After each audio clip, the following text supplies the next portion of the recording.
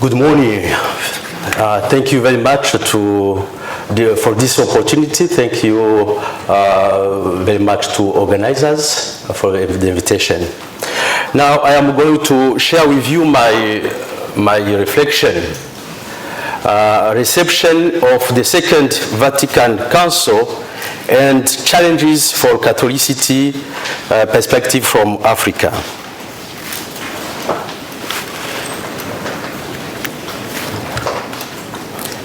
Yeah. Now, as you know, many researchers said that Africa didn't develop a research about Vatican Council, about the contribution of African bishops during Vatican Council. But now we have some young researchers who are making a good job, and some researchers have already done.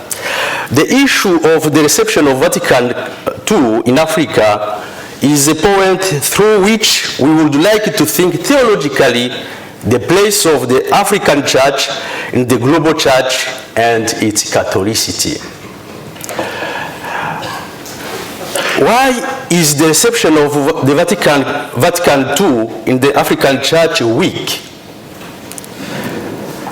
The reasons of this weakness reveals some challenges for the Catholicity today.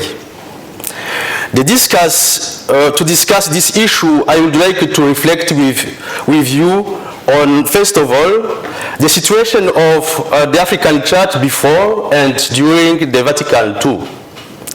Secondly, weak reception in the African Church, why? And lastly, empowering African theology, empowering Catholicity. Some more remarks. My reflection is not concerning just all many things about the historical researches. It is just to reflect on this concept of Catholicity through the place of African Church before and during Vatican II and the reception of this council. Now, before and during Vatican II, my reflection focuses not only on the entire history of the African Church, but also on some points which are important in order to understand the place of the African Church in the Second Vatican Council. Some main points have to be mentioned according to Fabien Ebusibulaga, Cameroonian theologian. Christianization or evangelization, you can choose what happened. Christianization or evangelization of Africa happened during the same period with the colonization of Africa. Missionaries and colonizers belonged to the same culture. They came from the same countries. There was a strong collaboration between both missionaries and colonizers in different fields. These statements show that in Africa, Christianity and domination could be related. Yeah, now some main historical points very quickly. Western missionaries, presence of the church in the north in Africa during antiquity. Western missionaries arrived in Africa in 19th century and 20th century. In many African areas, missionaries are involved in education, in health, in development activities, and so on. Theology of tabula rasa. All African religions and culture were considered as negative and against the gospel. Project of creating a new Christian kingdom in Africa. Many Africans were baptized and became Christians. No link between African culture and the church. Christianization means Europeanization. Now, something which happened in the history and which contributed very much to change something. Le Prêtre Noir s'interroge. This book, first theological reflection from Africans, I could say birth of African theology. A group of African priests criticized the ways used to Christianize Africans. Black priests mentioned that the domination of the white missionaries when they live together, becoming Christians does not mean becoming European. Just before Vatican II, first African bishops and African Episcopal conferences. Between 1915 and 1962. According to Jean-Paul Messina, Cameroonian historian, Pope Pius XII appointed the first African bishops in fear of losing the African church during the struggle for the African countries for independence. That is his point of view. Relationship between the first African bishops and European missionaries were very complicated. That has been mentioned by Tarsis Chibangu and even Alexis Kagame. Situation of the church just before Vatican II. Many African bishops did not answer the question sent by Rome in order to prepare the council. They didn't feel concerned. Most of the bishops of the African church were European. Example, among 40 bishops from Congo, former Belgian Congo, only 10 were Congolese. Alioune Diop, a layman from Senegal, formed a group of African intellectuals. He was assisted by Father Menan Hebga, a Jesuit one. They composed a document focusing on 5 points: spirituality, liturgy, theology, ecumenism, and laity, and social problems. Unfortunately, African bishops didn't care of this document, because since the book, Le Prêtre Noir s'interroge, relationship between African intellectuals and church leaders were not good. A large majority of African bishops had a weak theological knowledge. Many African bishops felt that their authority was less important than the authority of missionaries. That was one of the main problems of African bishops. Now, Vatican II as an European project. As it has been mentioned by Peter Hühnemann, World War I and World War II had created a sort of doubt about the existence of God and about the role of the church in the tragedy of the Jews in Europe. We can see that with this document, Nostra Aetate. Another point is the modernity, the issue of modernity as a philosophy and scientific progress. And another point could be mentioned is European churches' experiences. In this context, African bishops, the church did not organize any council for many African bishops.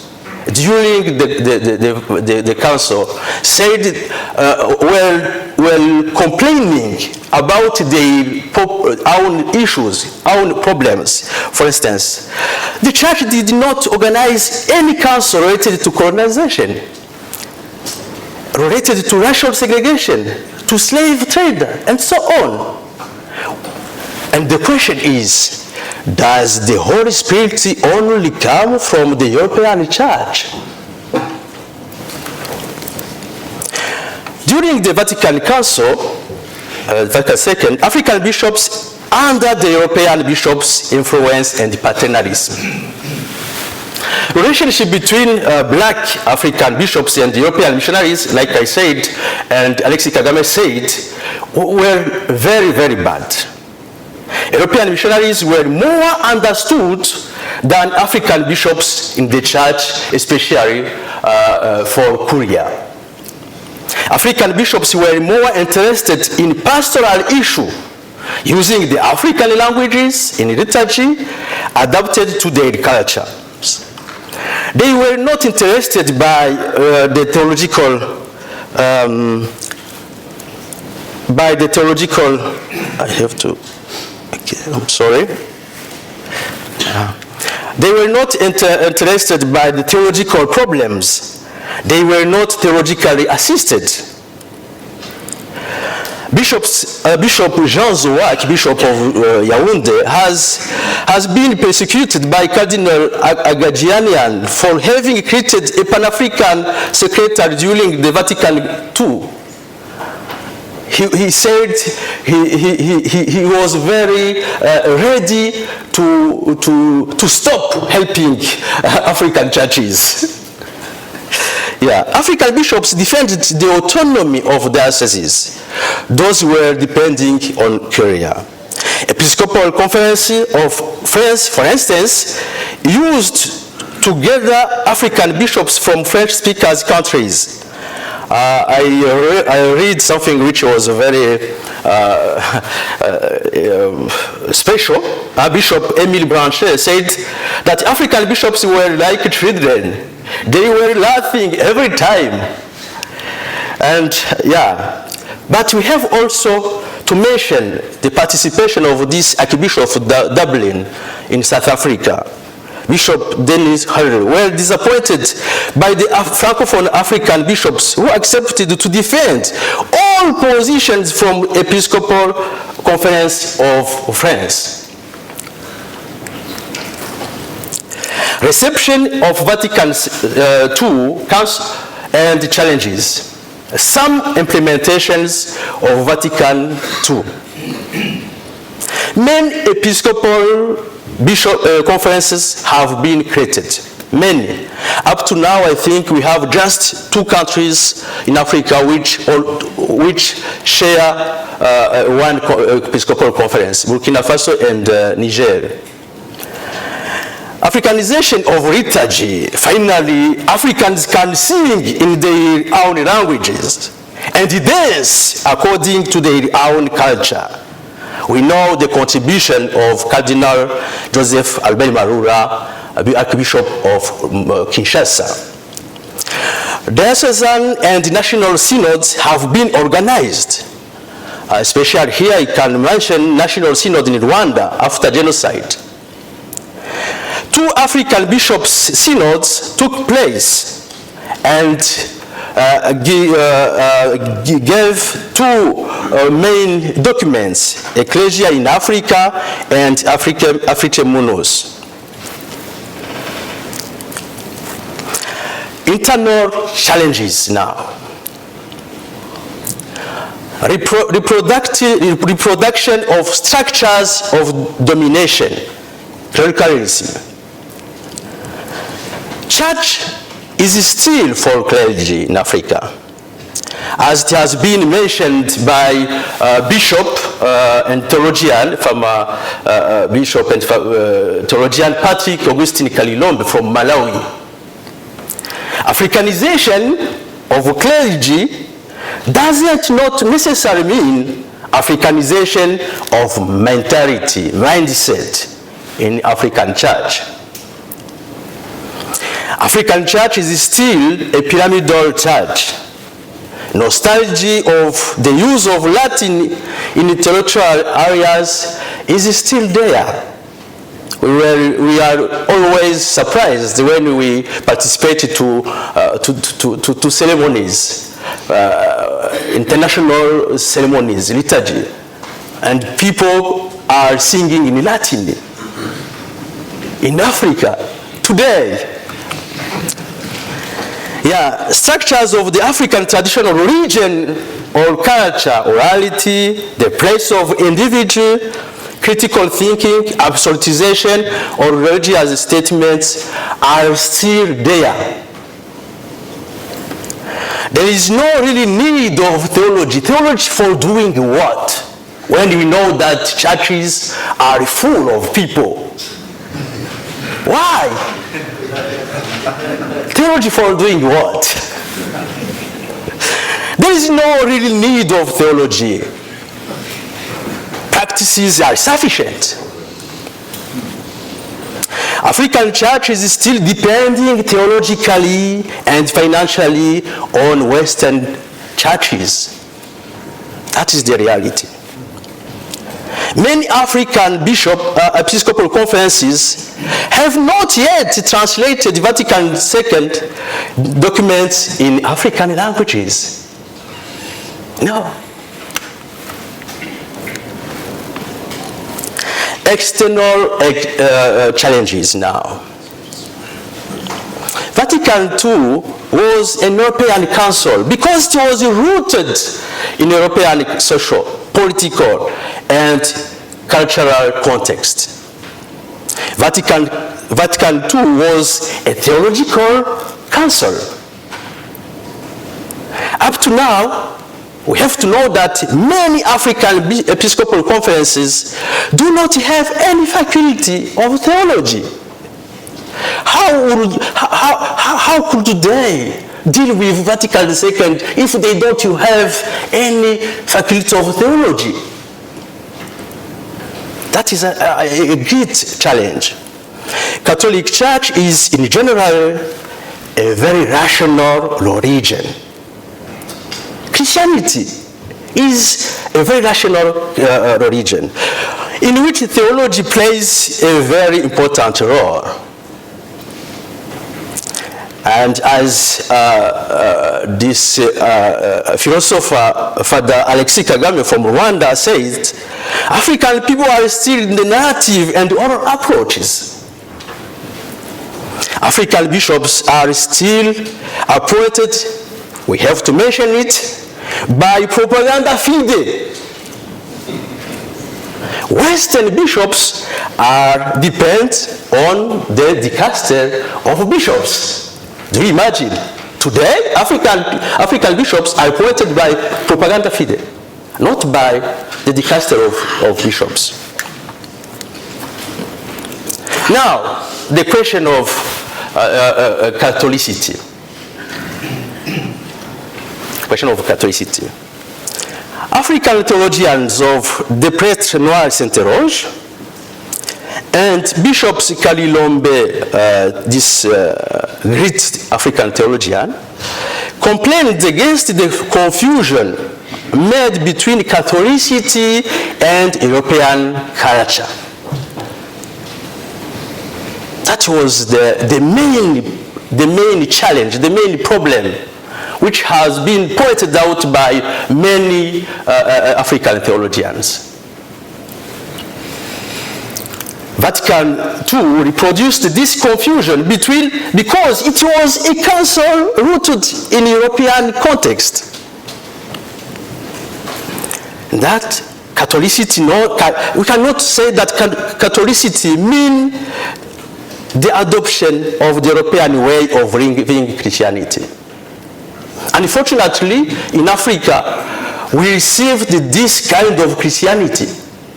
And many people think that to be a good Christian, to be a good Catholic, is to be like European Christians.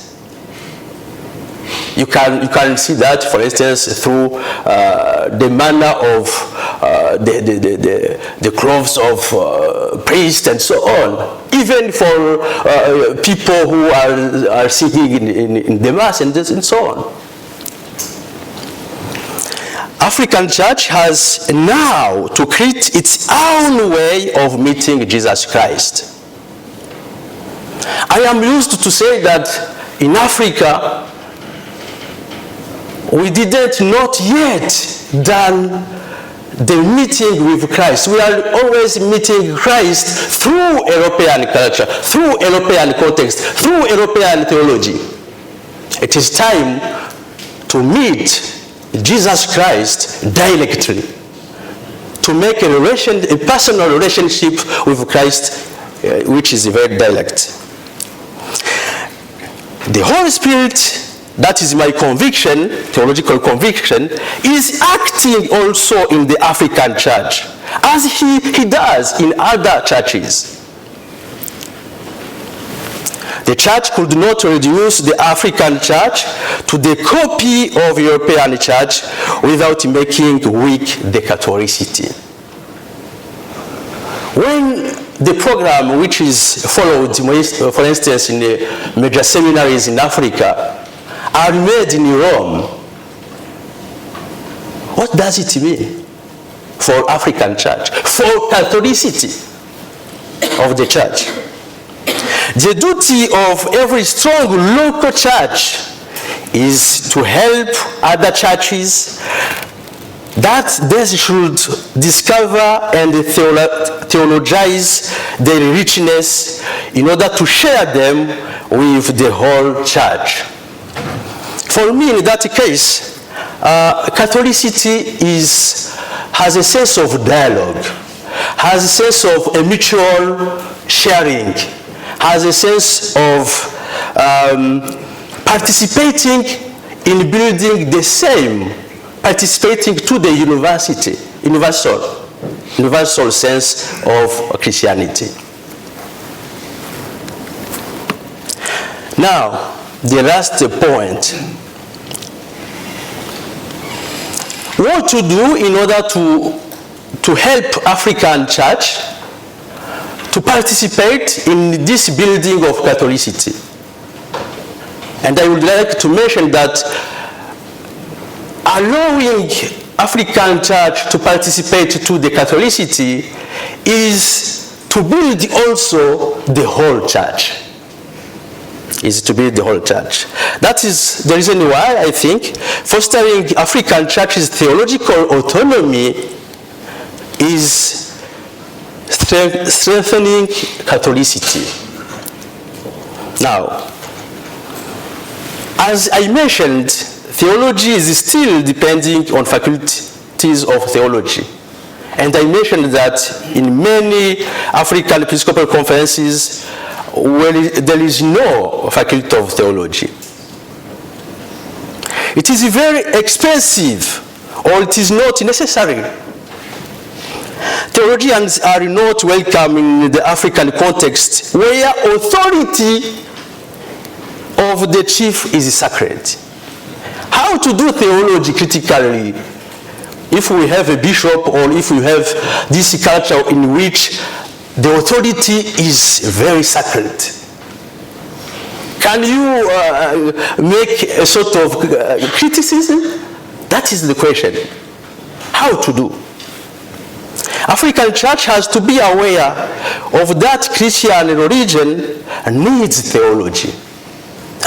Christian religion is not African religion. There is a difference between two kinds of religions.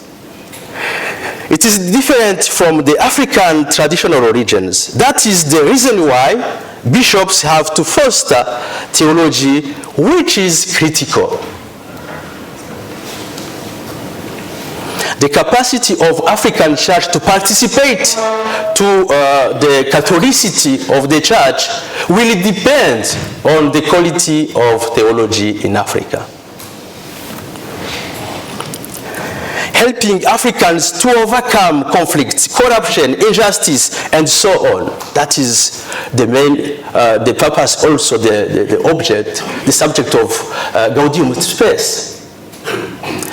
How African church could contribute to resolve African problems if there is no theology in some, if theology is not welcomed in the church.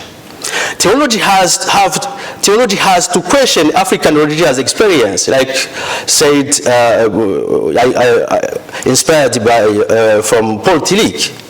It must translate the African religious experience in the concepts which can be shared with other theologians in this world, in the world.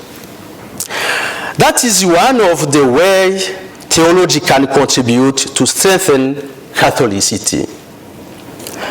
Pope Benedict XVI encouraged the African Church to deepen the articulation between faith and reason. I think this articulation is still a challenge also for Africa. Now, I would like to conclude.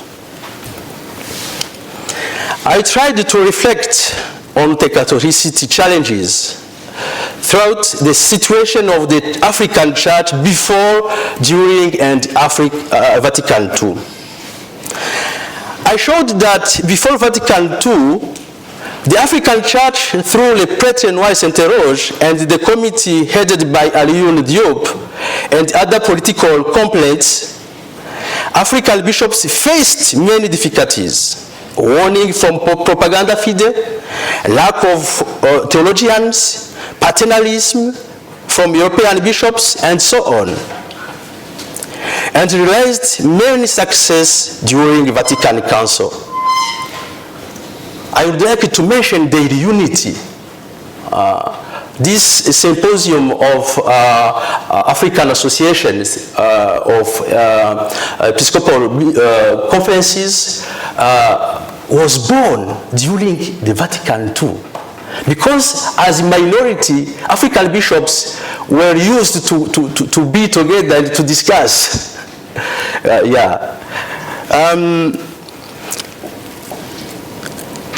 are many challenges. There are many challenges, external challenges, internal challenges, and those which are connected to the Catholicity of the Church.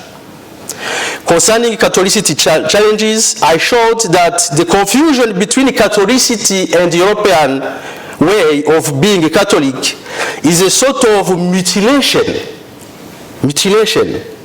for the Church, the whole Church. Every paternalism is against Catholicity. In order to participate in Catholicity, African Church has to promote a critical theology in order to express and share with other churches the fruits of the Holy Spirit in Africa. This theology must also help the African Church to continue putting Jesus Christ into their preoccupations. Nevertheless, I think that the weakness of the place of theology in Africa has to be thought without promoting an isolationism. This concept of isolationism is, I would like to mean that to take and to consider just theology without seeing the global situation, the global context of education in Africa, it could be also a wrong way. Because theology cannot be developed alone. That is the reason why I think the problem of theology in the African Church is connected to the global problem of the education in Africa. Thank you very much.